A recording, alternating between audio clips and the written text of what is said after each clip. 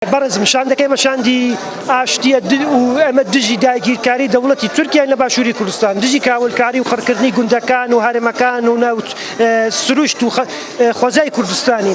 شاندەکەمان پێکاتبوو لە سەرەتادا لە 150 کەسایەتی سیاسی، پەرلەمانتار، نووسەر، ڕۆژنامە نووس، مامۆستای زانکۆ و هەموو شتێکی دیکە کە بەتەما بووین ئەوڕۆ چواردەی مانگ لە هەولێر لە بەردەم بارەکەی نەتەوەی کردوەکان لە هەولێر پرس کۆنفرانسێک بەڕێوە ببین کەمپینەکەمان بە فەرمی ڕابگەینین و ئامانجەکانمان ڕوون بکەینەوە کە ئێمە دژی ئەو داگیرکاریانەی و پاکتاوکردنی سروشتی کوردستان و هەموو شتێک لە کوردستان دێن لەلایەن دەوڵەت و ئەرتەشی تورکیاوە.